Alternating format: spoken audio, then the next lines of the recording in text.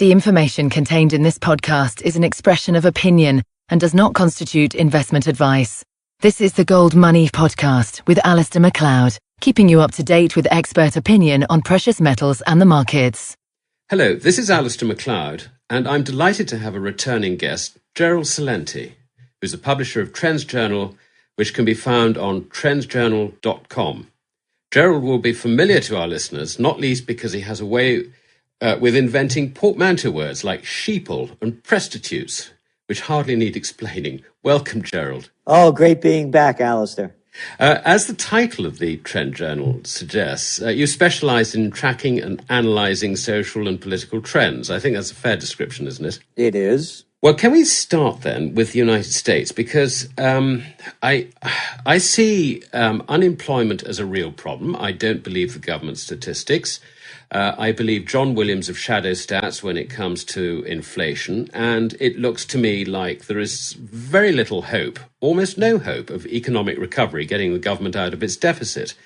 This must be coming at quite a social and political cost. How do you see the situation in the States, Gerald? Most of the people are dead to what's happening and believe what they're being told. So, for example, the only reason there's any recovery at all, as we all know, it's an interest rate recovery, period, paragraph. You could borrow money at almost nothing. And if you're one of the too big to fail banks, you actually get it for nothing. As a matter of fact, the U.S. taxpayers subsidized the 7 largest banks who made $83 billion in profit to just about the tune of $85 billion last year by all the cheap money that they're giving to by the Fed. And it's the same thing virtually in all of the so-called industrialized nations. You have over there in Europe, you have with the ECB with Mario Draghi, the former head of the Goldman Sachs gang's European division, vice chairman, now head of the European Central Bank, with his ongoing monetary transactions. Here we have QEs, quantitative easing. And as you well know, that over in Japan now with the new Prime Minister Abe, the Bank of Japan is also in the same game. So when you look at what happens back here in the States, it's a very, very, very simple story. The Federal Reserve has added more than $2 trillion to its balance sheets since the Panic of '08 began. Oh, and just a little side note, for any children listening out there, the Fed minutes came out 5 years later, of course, when nobody really gives a damn. And the Fed minutes showed that as the economy was unraveling in 2007, 2008, the officials missed it entirely. It's in the minutes. The same people that didn't see it coming are now the people that are fixing it. And of course, they're also buying up $85 billion a month of government crap and pumping the money into the financial system. So as long as the people in the country see that, they get their measly paychecks and they could stay on whatever government programs are out there, they're really dead to the reality that the only reason this is picking up is because of the quantitative easing and the cheap interest rates. I'll give you an example. You want to buy a new car? I got a deal for you. That's right. Step right up. Pick anything out you want from the lot. Don't worry about interest. I'm going to give you 60 months free. How's that? You look like a nice guy. Pay me back when you get the money. They're creating another bubble. Yeah, absolutely. And indeed, what you were saying there just rings so true over here in the United Kingdom as well. I mean, it is exactly the same. QE, zero interest rates. People can continue to draw down on the credit cards. I mean, they're still paying 19% on the credit card, but that's very nice for the banks. But basically, nobody really knows. And your point about the same people in charge today as was in charge in 2007-8 and missed it entirely, that is also very, very true here. I mean, they completely missed it. So, this is a bit worrying because what you're describing, it seems to me, is actually a global problem, not a US problem. Do you think that this is partly because they go to their lovely G20 meetings and they all agree on a common policy and nobody wants to let the side down, so they're all making exactly the same mistake? Or am I being a bit pessimistic about that? Well, if there's an Illuminati, the un-Illuminati are running it, as it clearly shows. No, it's just a takeover. It's a takeover. Yeah. And people better grow up about this. It's a takeover. Here, the United States. You have the too big to fails. They used to control about 55% of the action before the panic of '08. Now they control 80%. I'm going to read something to you to show you how badly the game is rigged. We have Attorney General over here, Eric Holder. I was going to ask you about him because he made a very interesting statement, didn't he? I mean, do carry on. Yes, as a matter of fact, it should be Eric Himmler Holder, because he's also in favor of droning anybody to death, American citizen, on our soil as well. Or not quite that out front about it, but the implication is clearly there. At the same hearing, when he was talking about drones away, here's what he said about no one, not one person, not one head rolled in the financial crisis in the United States, just like over there in the UK and the rest of the world with the LIBOR scandal. But here's what he had to say.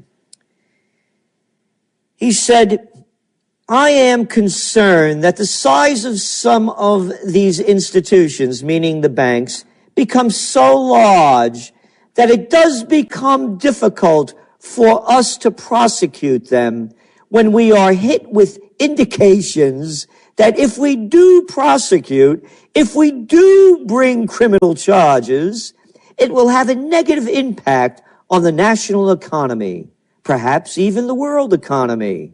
I think that this is a function of the fact that some of these institutions have become too large. It's a staggering statement, isn't it? It's absolutely amazing. So what he is saying is that the Fed is frightened of its charges. No.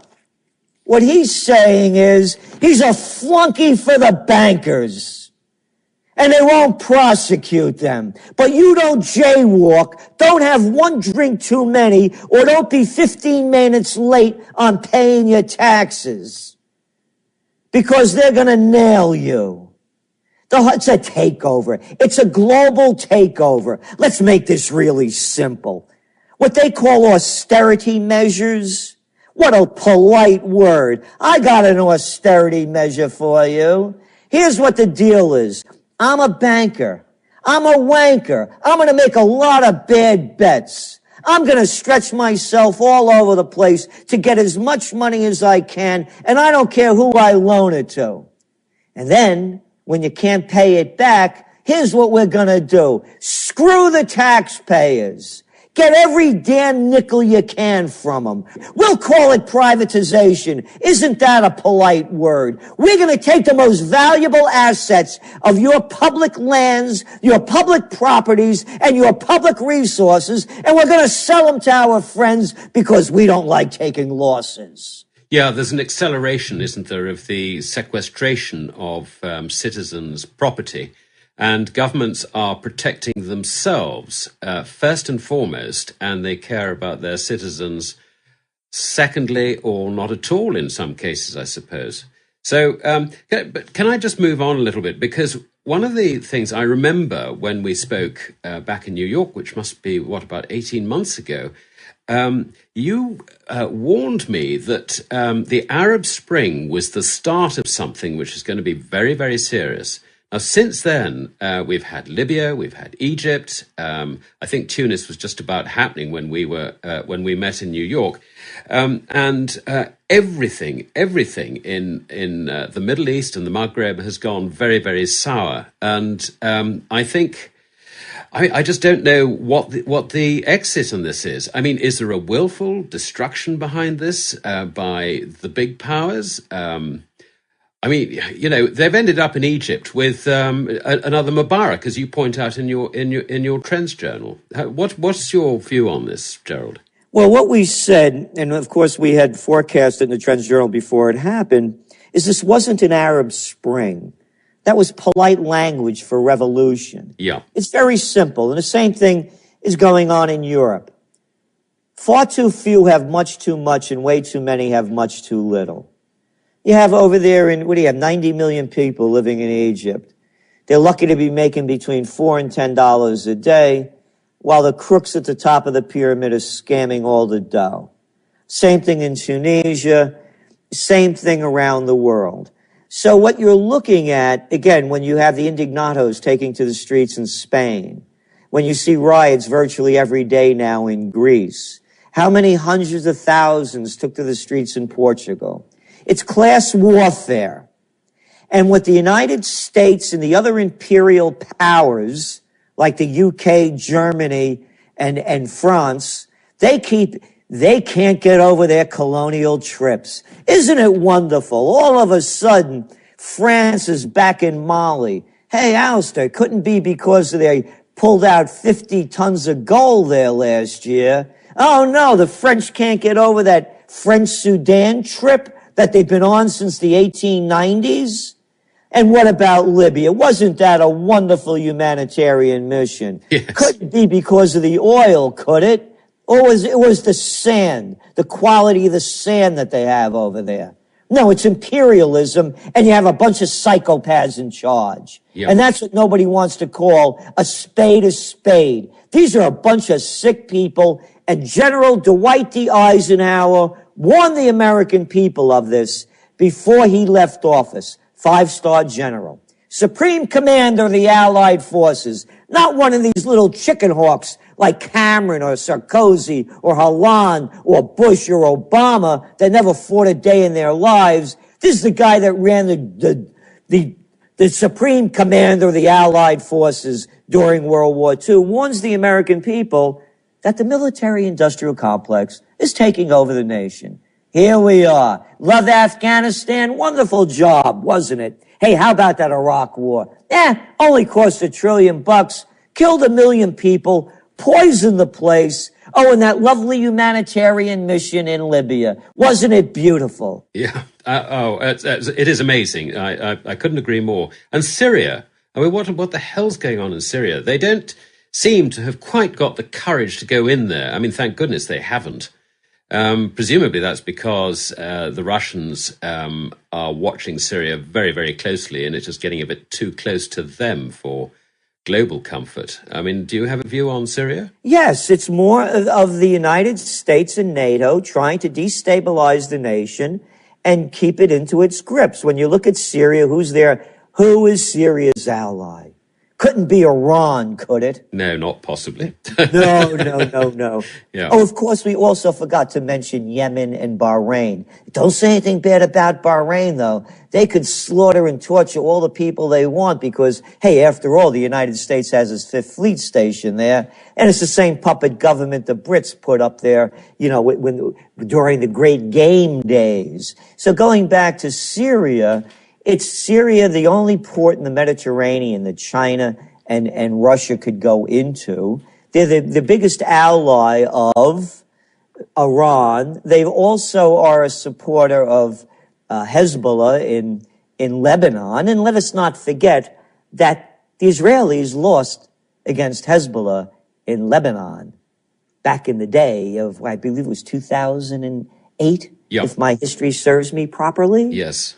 So they want him out of there. And I love this crap about these brutal dictators. Hey, don't call the emir over there of Bahrain a dictator, or the United Arab Emirates. Hey, and don't call the king a dictator. I'm sure you read your fairy tales. Kings are nice. They're good. Dictators and autocrats are bad.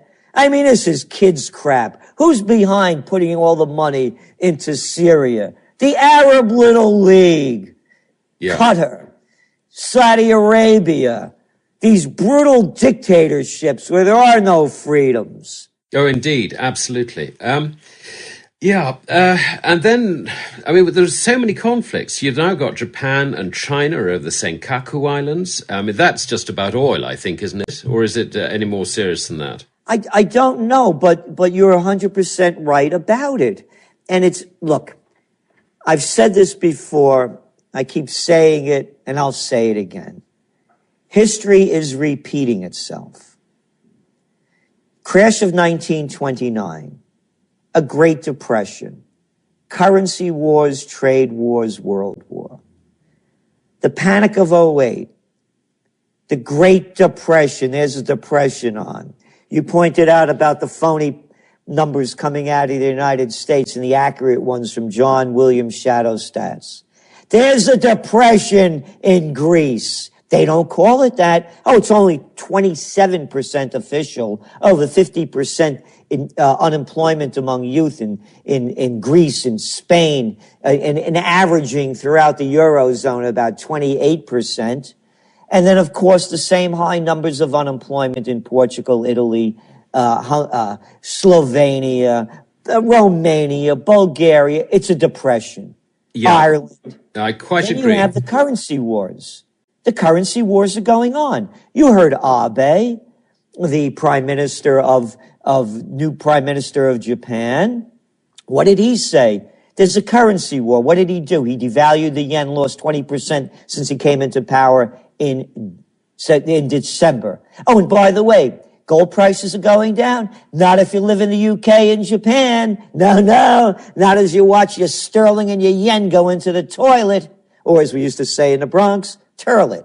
Yeah. And so now you have gold prices going up against the weak currencies, which, by the way, is the major message to watch before I continue going on, history repeating itself, is that this is the debasement of currencies. You can't keep printing cheap crap and not debase the currencies, whether it's the euro, the dollar, the yen, the yuan, or the pound sterling. So now you have currency, you have the Panic of '08, the Great Depression, currency wars. Abe says there's a currency war. Montega of Brazil says there's a currency war.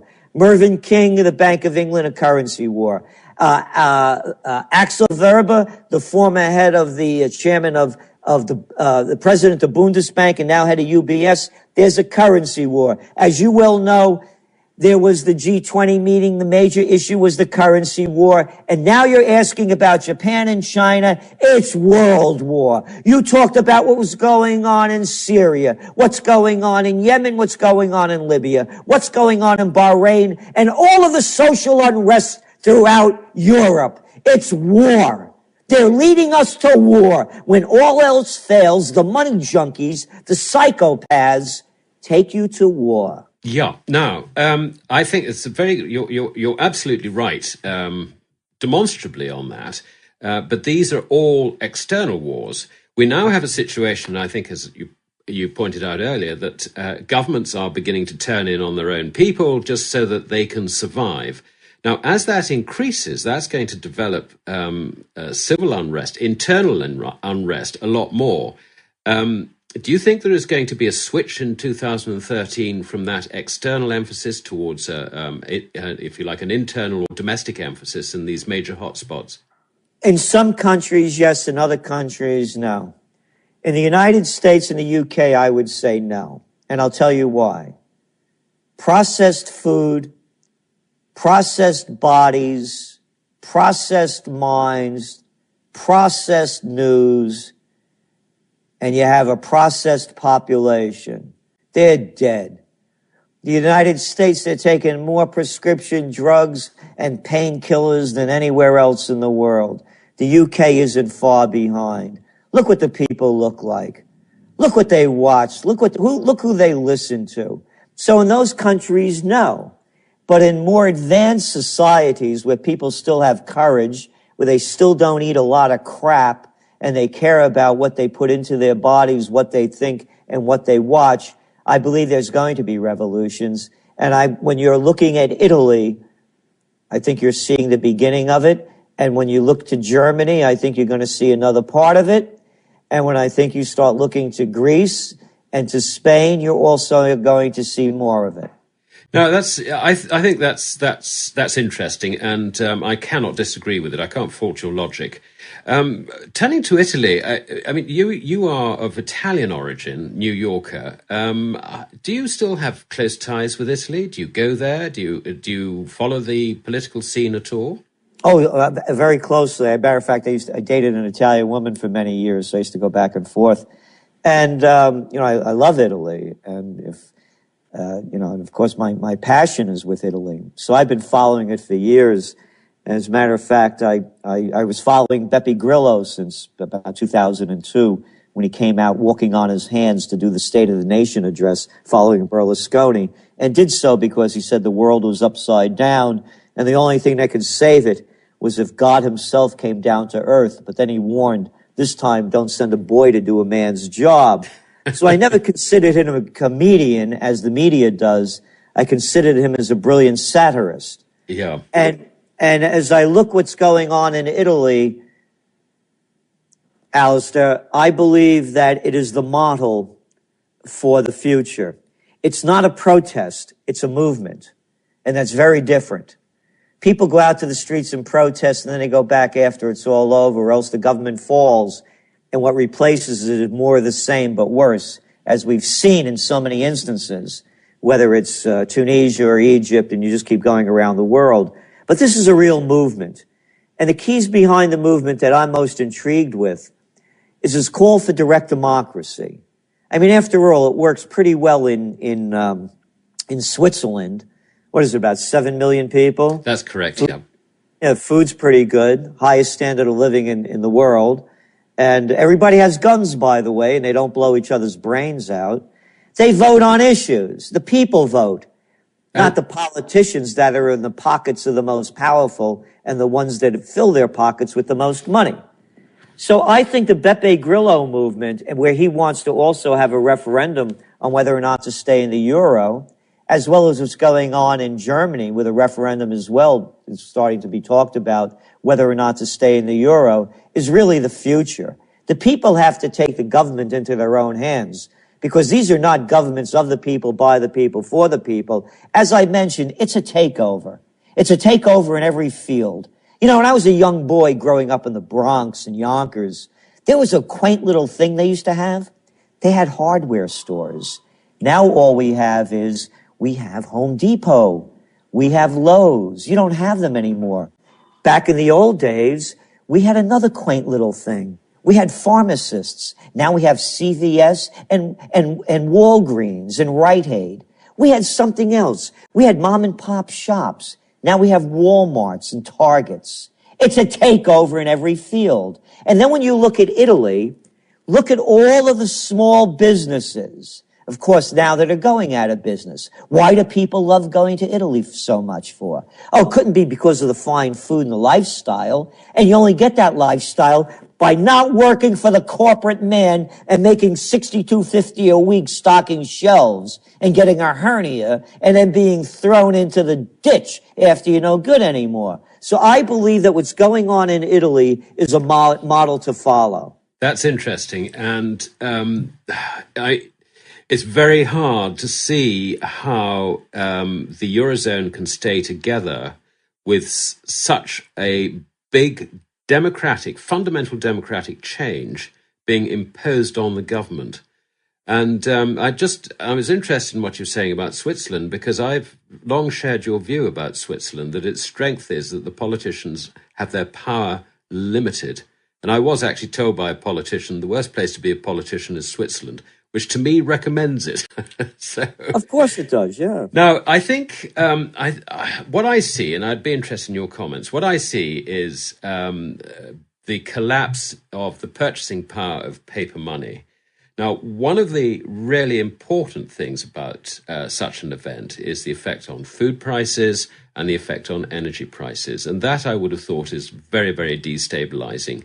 Can you say a few words on that subject for us, Gerald? Yes. I don't see it. In some areas, I see inflation, as you're mentioning, with food and energy. And right now, of course, we're seeing a little bit of a dip in gold prices, but it is supply and demand. And when you look, for example, at what's happening in China, You're seeing the numbers coming out for the beginning of the year, softer than expected. And you're seeing slowdowns basically in most parts. But the only reason, again, is that any of this is being held up is by the economy, that is, held up is because we're being held up. And that is that they're printing all of this money. Now, I believe there's going to be inflation, but more significant to me, and again, this is only the way I see it. Our motto at the TrendsJournal is think for yourself. I believe that prices are going to go up because the value of the currency is going to go down, as evidenced, as you're seeing, as these currency wars keep heating up. As I mentioned, the yen has lost 20% of its value since December. Yeah, and sterling has lost 9% since the 1st of January. Exactly. So now that's why it's costing more. It's not because the prices are going up. It's the value of the currencies going down. So whether it's Japan, the UK, or Zimbabwe, it costs more when you have debased currencies to buy that pound of coffee. And so, yes, there will be inflation, but inflation in terms not because of demand, because I do see demand declining in a number of fields. For example, in Australia, in Canada, you're looking at Canada's exports. They're down. And the natural resource exporting countries, they're exporting less because demand is slowing down in China and other major countries that are the manufacturers. So I believe that it's going to be inflation by whatever name you call it, but it's going to happen because of debasement of the currency and continuation of printing all of this cheap money not worth the paper it's not printed on. I think that's a very important point. So just to say what you're saying another way around, essentially what's happening is that money is going down rather than goods are going up. But the way in which traditionally governments have managed to stop that process from getting out of control is to raise interest rates. But if we raise interest rates now, governments are in trouble, banks are in trouble. That option, I would have thought, is not on the table, is it? No, and that's the whole thing. At some point, they're going to have to raise interest rates. Alasdair, I just bought 3 buildings. I'm in Colonial Kingston, 2 hours north of New York City. It was the first capital of New York.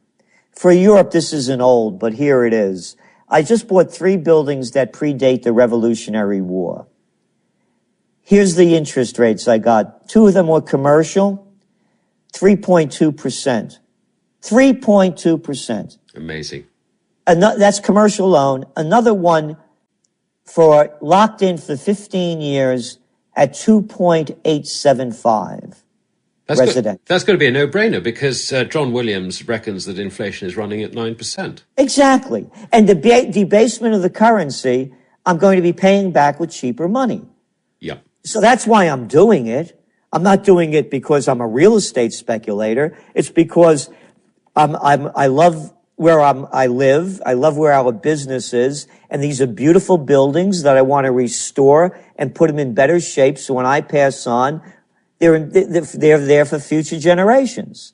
So, what I'm mentioning to you this about is because of what's keeping the game going. As I mentioned, you want to buy a car? I'll give you 0 interest rates. You want to buy a building or a residence? I'll give you hardly any interest rates. So at some point, this is going to have to go up. And when it goes up, the bond market crashes. We're going to see an implosion worse than anything we've seen before. But don't worry about it. You will not, I guarantee you, mark my words, you will not be talking about it. Yeah. And I'll tell you the reason why. Because we're going to be in war. Yeah, that's the trouble. That's the trouble. It's the social trends underneath which hide or justify everything that happens on top. It's very much Hayek's road to serfdom, isn't it? I mean, that was the game plan. That's it. Yep. That's it. You can follow history. The crash of 29, Great Depression, currency wars, trade wars, World War. The Panic of '08, The Great Depression, currency wars, trade wars, world war. It's history repeating itself. The names have changed. The players are the same. The money junkies. The money changes. It's all it's about. And the psychopaths. And there's one in a country near you. You could call him prime minister, chancellor, or president. Absolutely. Well, Gerald, it has been a delight, as always, to speak to you. A delight because I like speaking to you, not because I like hearing your message, which unfortunately I find I cannot demolish. But we must do it again in the not too distant future. And I would like very much to thank you, Gerald, for coming on. And I hope that our listeners do have a look at the Trends Journal and the website, which is TrendsJournal.com. Thank you again, Gerald. Well, thank you. Always good being on with you. Subscribe to the Gold Money newsletter at www.goldmoney.com to receive email updates on new articles, videos, and iTunes podcasts from our Gold Research section.